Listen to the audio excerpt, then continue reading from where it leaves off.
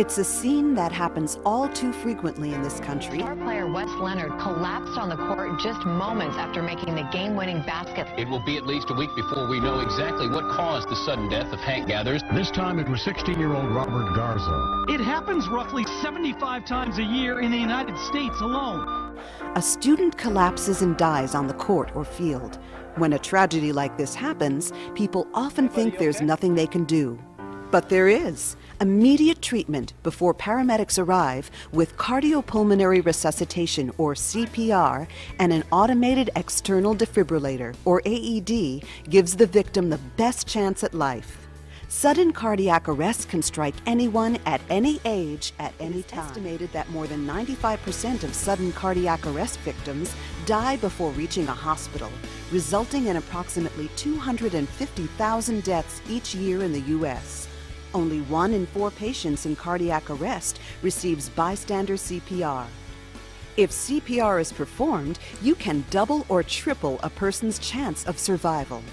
Based upon the overwhelming support for early bystander and community involvement, the American Heart Association has revised their CPR guidelines to include hands-only CPR as the preferred method of resuscitation for the untrained bystander.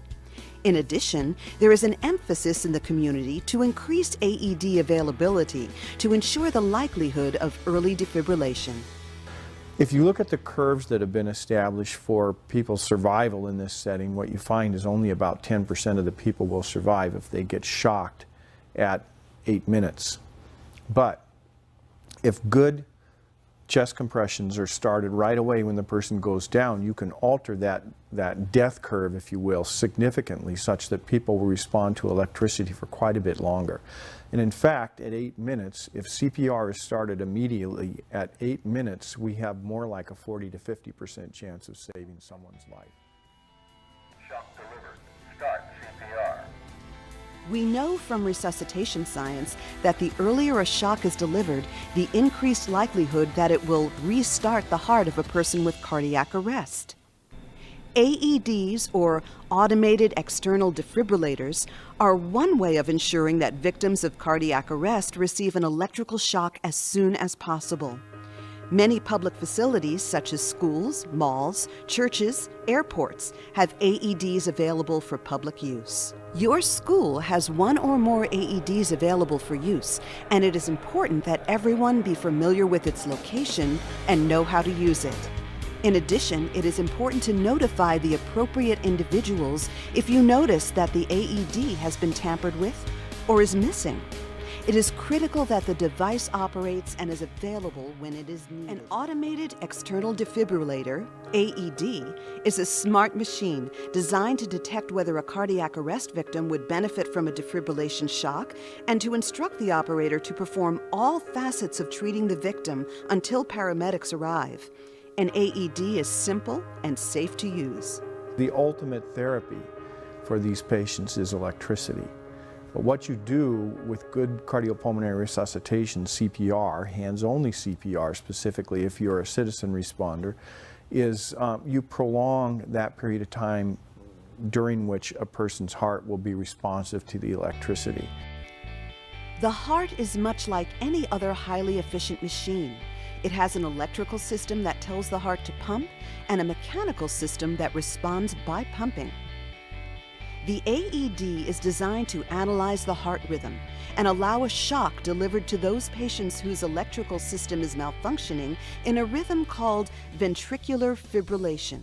Ventricular fibrillation is an arrhythmia in which the lower chambers of the heart, the ventricles, are just quivering. It doesn't mean they're weak, but electrically they become more or less dissociated with one another such that the muscle of the heart itself is just quivering and can't generate a good forceful contraction. By delivering a shock, this chaos is stopped so the heart's natural pacemaker can resume a regular rhythm, once again pumping blood around the body. Successful defibrillation diminishes rapidly over time. If the victim is not in ventricular fibrillation, the AED will instruct you to perform CPR. The AED instructs you every step of the way. 1. Turn the AED on. Place the AED by the person's shoulder and turn it on. 2. Follow the AED instructions. Attach defib pads to patient's bare chest. The AED will talk to you and tell you to attach the pads to the bare chest. It will tell you if and when you have to press the shock button. Don't touch patient. Analyze. Do not touch the person when the AED is analyzing the heart rhythm, and do not touch the person if and when you press the shock button. AEDs will not allow a shock unless it detects ventricular fibrillation. You cannot make it shock any other time. You cannot harm the victim in any way.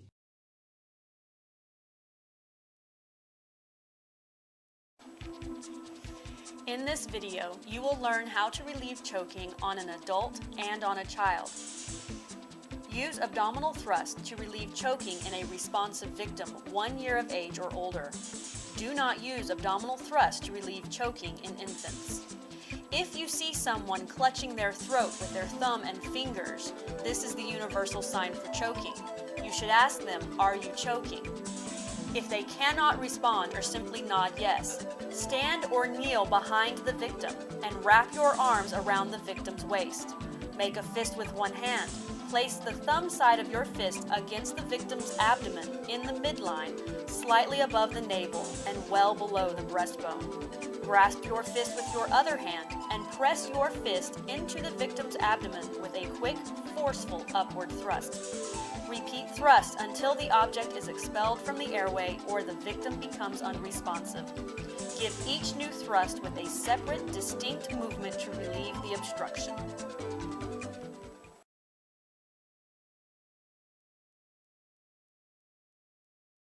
Hello, I'm Kathy Nims, a registered nurse in the allergy department of the Marshfield Clinic Wausau Center. Allergies are common and can cause serious problems. That's why EpiPens are so important in the first moments after a reaction. My son Jonathan has had food allergies since infancy. He's had allergic reactions, and that's why carrying and knowing how to use an EpiPen are important. First, remove the EpiPen from the plastic sleeve. Hold it so that the orange tip is pointing away from you, not on the thumb side. Remove the blue safety cap. Place the orange tip on the outer portion at the mid-thigh and push until it clicks. An EpiPen can go through a single layer of clothing, but avoid pockets and seams. Count to 10 and remove it from the thigh. The orange protective cap will come down over the needle so that it's covered and no one else can use it or get poked. Finally, call 911 and seek immediate medical attention.